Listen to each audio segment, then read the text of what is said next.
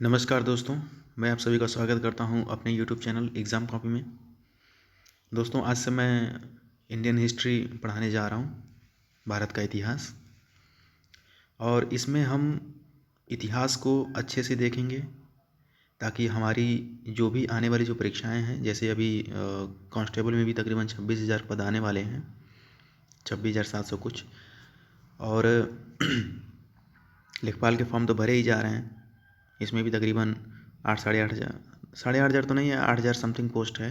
ठीक है, मतलब 8,000 प्लस ही है। तो सिर्फ हम लेखपाल और कांस्टेबल को ही टारगेट करेंगे, बल्कि जो भी परीक्षा होने वाली है, चाहे वो सेंट्रल लेवल पे हो, चाहे वो स्टेट लेवल पे हो, चाहे वो कुछ भी हो, ठीक है, अगर कंपटीशन का एग्ज़ाम है तो हम इस तरीके से पढ़ेंगे कि हमारे जो भी प्रश्न आने वाले हैं वो यहाँ से बन जाएं। और काफ़ी अच्छे से, काफ़ी डिटेल में जा कर के पढ़ाऊँगा आपको, ताकि कोई भी प्रश्न आपसे छूटेगा नहीं। और इसीलिए इतिहास को हम 3 भागों में बांट करके चलेंगे। एक तो जो मैं स्टार्ट करने जा रहा हूँ वो है प्राचीन भारत का इतिहास, दूसरा होगा मध्य भारत का इतिहास, और तीसरा होगा आधुनिक काल का भारत का इतिहास। और जो सबसे ज़्यादा जो क्वेश्चन जो बनता है वो पहले तो बनता है आपका प्राचीन भारत से, ठीक है, प्राचीन भारत से। दूसरा बनता है आधुनिक भारत से। अगर इन दोनों में भी अगर सबसे पहले देखा जाए तो सबसे ज़्यादा यहाँ से बनता है क्वेश्चन, आधुनिक भारत से। उसके बाद यहाँ से फिर ये तीसरा मध्यकालीन मध्य भारत, ठीक है, यहाँ से प्रश्न बनेगा। जैसे मान लीजिए कि अगर परीक्षा में 10 प्रश्न आ रहे हैं तो वो क्या करेगा कि 5 यहीं से पूछ लेगा डायरेक्ट, 3 यहाँ से पूछ लेगा, 2 यहाँ से पूछ लेगा। इस तरीके से मतलब ऐसे आप समझ सकते हैं कि सबसे ज़्यादा इंपॉर्टेंट जो होता है वो आधुनिक भारत का इतिहास होता है, फिर प्राचीन, फिर मध्य भारत, ठीक है। तो प्राचीन भारत में हम जो भी इम्पोर्टेंट है सिर्फ उसी का हम डिस्कशन करेंगे। कोई भी फालतू चीज़ का डिस्कशन इसमें नहीं करेंगे जो हमारी परीक्षा के लिहाज से अच्छा नहीं है, जो पूछा नहीं जाएगा तो क्या मतलब है।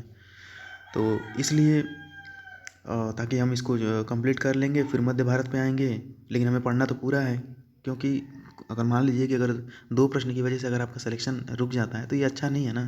और कौन आदमी चाहता है कि 1 प्रश्न या 2 प्रश्न की वजह से सिलेक्शन रुक जाए। सिलेक्शन रुकना ही है तो कम से कम 7-8 प्रश्न से रुके, ठीक है, नहीं तो हो जाए।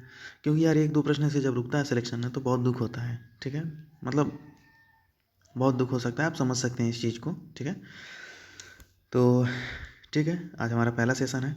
आज हम पढ़ेंगे प्राचीन भारत का इतिहास, ठीक है।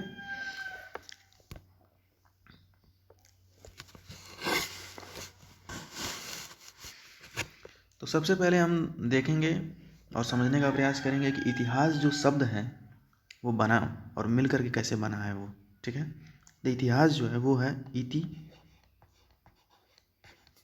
प्लस ह प्लस आस, तीनों को जोड़ देंगे तो इतिहास हो जाएगा, जिसका तात्पर्य है यह निश्चित था। इसका जो अर्थ होता है वो होता है यह निश्चित था। अगर नोट्स नहीं बना रहे तो नोट्स बनाते चलिए, या तो स्क्रीनशॉट लेते रहिएगा, ठीक है। अब यहाँ से देखिए हमारे जो प्रश्न जो हैं वो बनने शुरू हो जाएंगे। तो पहला है, हेरोडोटस को इतिहास का जनक कहते हैं। ये काफ़ी इंपॉर्टेंट है, ठीक है। इतिहास का जनक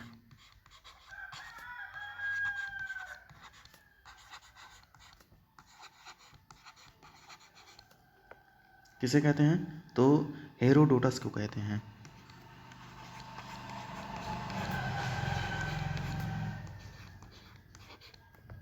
ठीक है। ये चीज़ आप याद रखिएगा विशेष रूप से। तो इतिहास का जनक किसे कहते हैं, हेरोडोटस के कहते हैं, ठीक है। इस चीज़ को ध्यान रखिएगा, ये प्रश्न बनता है और यहाँ से प्रश्न पूछ लिया जाएगा, डायरेक्ट पूछा जाएगा कि इतिहास का जनक किसे कहते हैं, तो हेरोडोटस आपको याद रखना है, ठीक।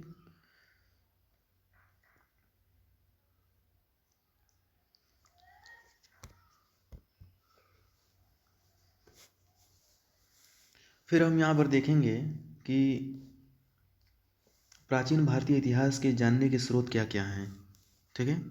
तो मतलब इसको इसके स्रोत क्या क्या हैं, ठीक है, ऐसे याद रखेंगे हम। प्राचीन भारत के जो इतिहास है उसका जानने का जो स्रोत है वो क्या क्या है। तो पहला हमें ध्यान रखना है साहित्यिक स्रोत,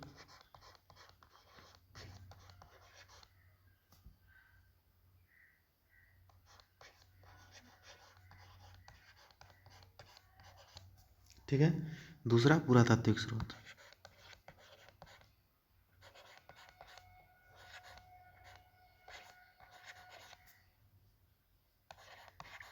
पुरातात्विक स्रोत देखिए, साहित्यिक स्रोत उसे कहेंगे जहाँ पे जैसे मान लीजिए कुछ लिखा है, कुछ मतलब कुछ हमको मतलब कुछ लिखा हुआ मिल गया, किसी पत्थर पे कुछ लिखा हुआ मिल गया, ठीक है, उसे हम कहते हैं, चाहे पत्ते पे लिखा हुआ है, ठीक है, उसे कहते हैं। पुरातात्विक किसे कहेंगे, पुरातात्विक का अर्थ होता है जो खुदाई के बाद जब मिलेगा। जैसे मान लीजिए कि खुदाई हुआ, वहाँ से किसी की मूर्ति मिल गई, तो किसी का घंटा मिल गया, तो किसी का घर बना हुआ है वो मिल गया, किसी का कुछ मिल गया। मतलब इस पुरातात्विक का आपको अर्थ बस इतना समझना है कि पुरातात्विक का मतलब ये होगा कि खुदाई करने के बाद जो भी चीज़ें मिलती हैं उन्हें पुरातात्विक स्रोत कहते हैं, ठीक है।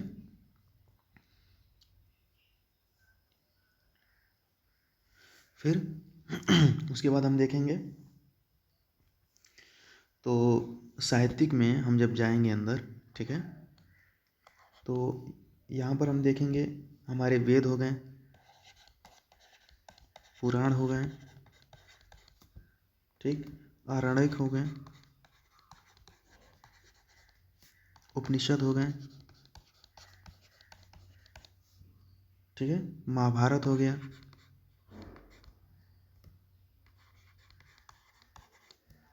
ठीक है, आदि।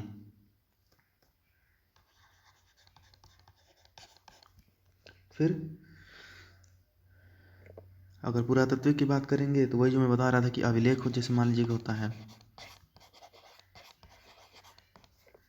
फिर सिक्का हो गया, खुदाई की है सिक्का मिल गया। मूर्ति हो गई, मूर्ति कला, चित्रकला, ये सब खुदाई पर ही तो मिलता है,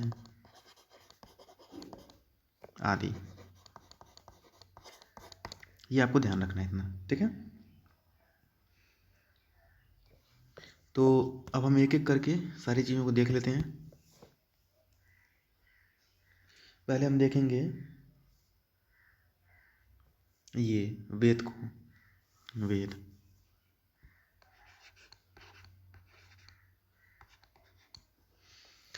तो ब्राह्मण साहित्य में सबसे जो प्राचीन जो ग्रंथ है ना वो वेद है, ठीक है। और वेदों के द्वारा प्राचीन आर्यों के धार्मिक, सामाजिक, सांस्कृतिक और आर्थिक तथा राजनीतिक जो जीवन पर मतलब प्रकाश पड़ता है, ठीक है। जैसे मान लीजिए कि आप वेद पढ़ने बैठे हैं तो वहाँ से आपको पता चलेगा कि धार्मिक क्या है, सामाजिक क्या है, सांस्कृतिक चीज़ क्या है, आर्थिक क्या है, कैसे लेन देन होता था, कैसे व्यापार होता था। फिर राजनीति के बारे में भी आप समझेंगे कि कैसे राजनीति होती थी। जैसे मान लीजिए कि कोई स्टेट है, जैसे मान लीजिए कि ये कोई जगह है, ठीक है, तो यहाँ पर अगर कोई राजा है तो वो कैसे शासन कर रहा है, इस चीज़ के बारे में भी आप यहाँ से देख सकते हैं, ठीक है। जब वेद पढ़ेंगे आप तो वहाँ पे आपको मिलेगा। अच्छा, तो वेदों की जो संख्या जो बताई गई है ना वो 4 बताई गई, ये चीज़ याद रखिएगा आप, ठीक है। पहले तो आप ये समय मतलब ध्यान रखिए कि यहाँ से हमें धार्मिक, सामाजिक, धार्मिक, सामाजिक, आर्थिक, राजनीतिक आदि के बारे में हमें जानकारी मिलती है, आदि जानकारी, ठीक है। ये चीज़ ध्यान रखिएगा। इनकी जो संख्या जो है, ये संख्या थोड़ा सा याद रखिएगा, 4 है, ठीक है।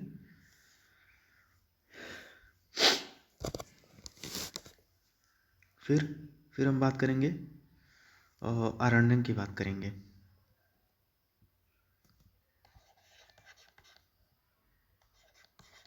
देखिए प्राचीन इतिहास थोड़ा सा बोरिंग है, लेकिन जो भी इम्पोर्टेंट है बस वही बता रहा हूँ आपको, ताकि ज़्यादा आप लोगों को परेशानी ना हो। क्योंकि मॉडर्न हिस्ट्री पढ़ने में जितना मज़ा आएगा ना उतना यकीन मानिए एंशियंट तो नहीं मज़ा आता है, लेकिन क्वेश्चन बनता है और तो इसे हम छोड़ भी तो नहीं सकते हैं। तो बस वही चीज़ पढ़ाऊँगा आपको जो कि काफ़ी इंपॉर्टेंट है, ठीक है, जो प्रश्न बन सकता है, जो पूछा जाता है। आरण्यक, तो आरण्यक ब्राह्मण ग्रंथ के अंतिम भाग है ये, ठीक है, इसे याद रखिएगा। आरण्यक की यहाँ पे संख्या बस याद रखिएगा आप कि इसकी जो संख्या है कुल 7 है। संख्या पूछता है, ठीक है, इसलिए थोड़ा ध्यान रखिएगा। फिर हम देख लेते हैं उपनिषद, ये इम्पोर्टेंट है। उपनिषद क्या है? तो उप का अर्थ होता है, उप का जो अर्थ होता है वो क्या होता है? नज़दीक ही तो होता है। जैसे मैं कहूँ कि उप मुख्यमंत्री, तो मुख्यमंत्री के करीब है जो, जैसे कि उप जिलाधिकारी जो जिलाधिकारी के करीब होता है, ठीक है। तो उप का अर्थ हो गया नज़दीक और निषद का अर्थ हो गया, निषद मीन्स क्या हो गया? बैठना, बैठना, ठीक है। जिसका अर्थ हो गया कि जो गुरु के समीप बैठ करके जिसने ज्ञान लिया हो, ठीक है, जो ज्ञान प्राप्त किया हो उसे उपनिषद कहते हैं। जो ज्ञान जो विद्या में मिलती है उसे ही उपनिषद कहते हैं। यानी कि गुरु के समीप आप बैठ करके आपने उनसे ज्ञान लिया और वो ज्ञान क्या कहलाया? उपनिषद कहलाया, उपनिषद, ठीक है।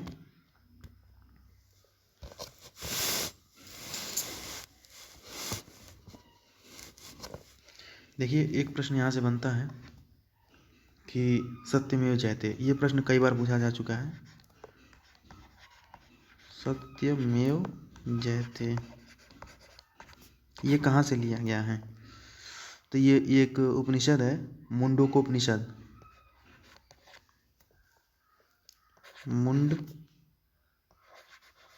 मुंडकोपनिषद,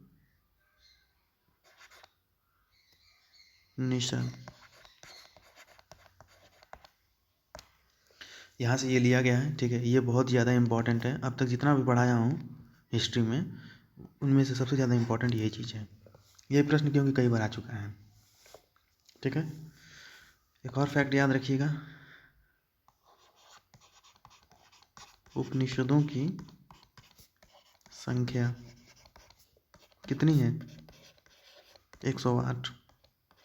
इस चीज़ का विशेष रूप से ध्यान रखिएगा।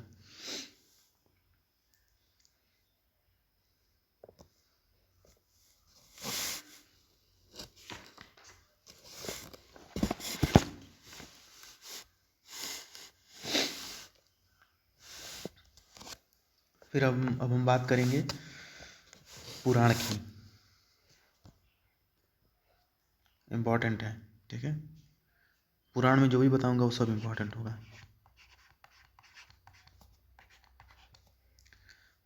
पहला चीज़ तो यही कि संख्या कितनी है इनकी,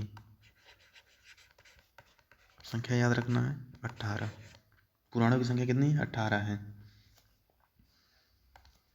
दूसरा फैक्ट, मत्स्य पुराण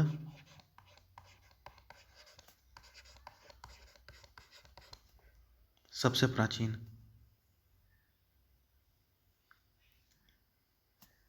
सबसे प्राचीन।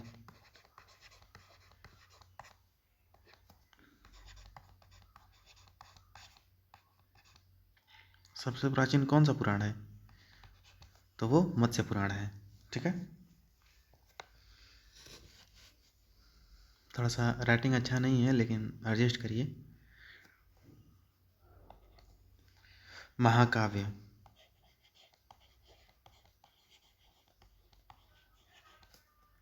महाकाव्य, तो पहला जो महाकाव्य है वो है रामायण और दूसरा महाभारत।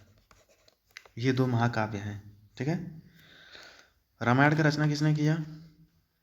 तो महर्षि वाल्मीकि।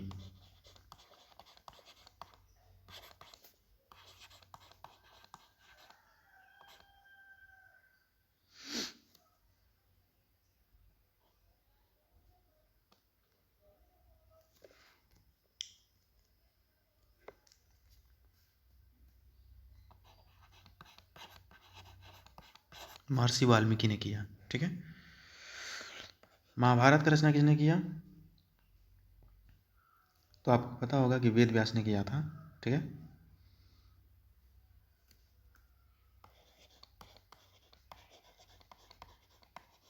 वेद व्यास।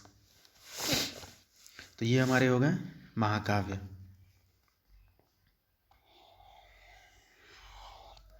और ये हो गया पुराण। पुराण से 2 ही फैक्ट इंपॉर्टेंट है, याद रखिएगा।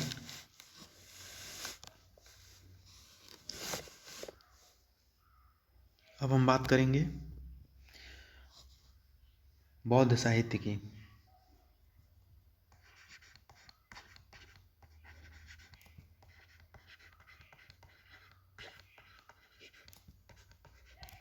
तो इसमें क्या है? बौद्ध साहित्य में क्या है? तो त्रिपिटक है। देखिए, जितना भी मैं बता रहा हूँ कुछ भी फालतू नहीं है, इसलिए आपको लग रहा होगा कि वीडियो काफ़ी फास्ट चल रहा है, लेकिन सिर्फ वही चीज़ बता रहा हूँ जो इम्पोर्टेंट है, जो पूछा जाता है, जो पूछा जाता रहा है। ठीक है। इसलिए इसको हल्के में मत लीजिएगा। अगर आप देख रहे हैं वीडियो को तो प्लीज़ पूरा देखिएगा, और क्या कहते हैं कि नोट्स ज़रूर बनाइएगा, चाहे स्क्रीनशॉट ले लीजिएगा। स्क्रीनशॉट से बेटर तो मैं कहूँगा कि नोट्स ही बना लीजिएगा। त्रिपिटक, त्रिपिटक, त्रिपिटक। अब ये 3 पिटक कौन कौन से हैं? नाम याद रखना है। सुत पिटक,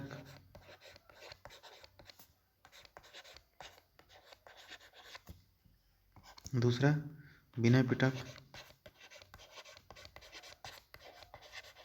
और तीसरा अभिधम पिटक।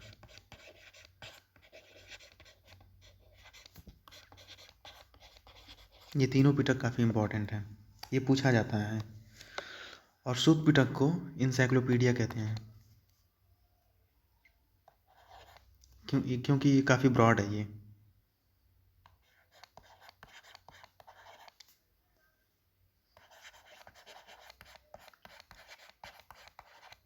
इंसाइक्लोपीडिया, इंसाइक्लोपीडिया का अर्थ क्या होता है? जहाँ पे हमको सारे प्रश्नों का जवाब मिल जाता है।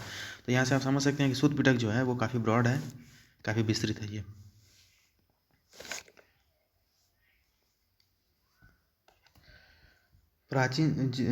जो प्राचीन बौद्ध ग्रंथ जो है ना, वो किस भाषा में है? तो पाली भाषा में है। पाली भाषा, याद रखिएगा।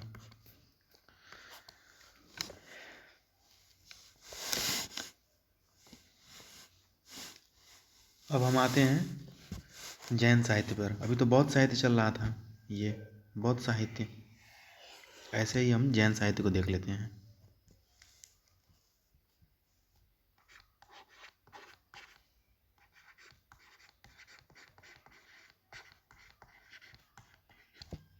जैन साहित्य,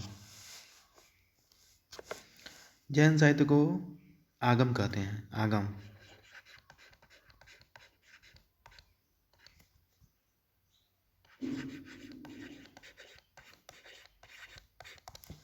आगम कहते हैं।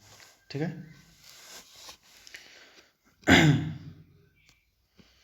और जैसे बौद्ध साहित्य का जो मतलब किस भाषा में था? तो वो पाली भाषा में था ना, बौद्ध ग्रंथ। वैसे ही जो जैन ग्रंथ है, जैन ग्रंथ, ये किस भाषा में है? तो ये प्राकृत में है।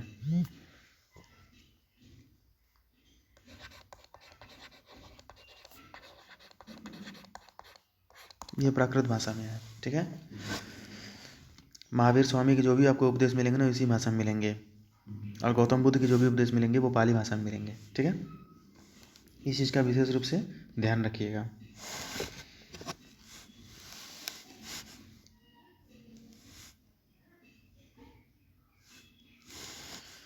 और क्या चीज़ इसमें इम्पोर्टेंट है? रुकिए देख लेता हूँ।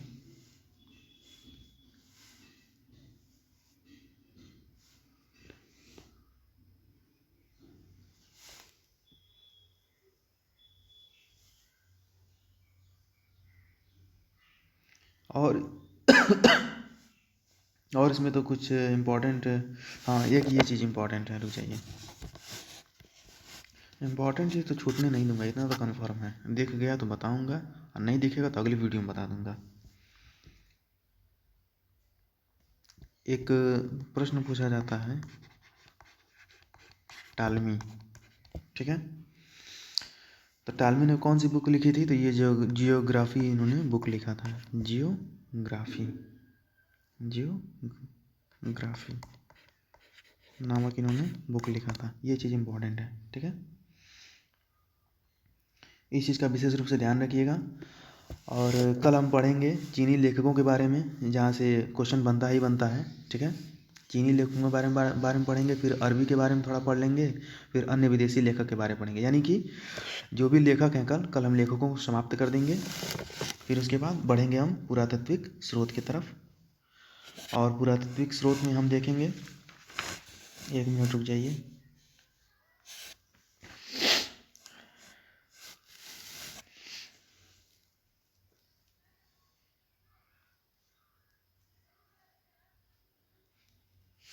फिर पुरातात्विक स्रोत में आएंगे, अभिलेखों पे थोड़ी सी नज़र हम डालेंगे, और जो भी इम्पोर्टेंट उसमें होगा उसमें हम देख लेंगे। लेकिन पहले हम जो हमारा अगला जो भाग होगा वो होगा चीनी लेखक, मतलब लेखक स्पेशली हम जो हेडिंग बनाएंगे वो इतिहास के लेखक के बारे में बताएंगे, ठीक है, या फिर टाइटल हम दे देंगे चीनी लेखक, अरबी लेखक और अन्य विदेशी लेखक। तो इन पर हम थोड़ा सा बात कर लेंगे, क्योंकि लेखकों से प्रश्न बनता है और बन जाता है। तो ठीक है, मिलता हूँ फिर मैं इतिहास के अगले भाग में, तब तक के लिए नमस्कार।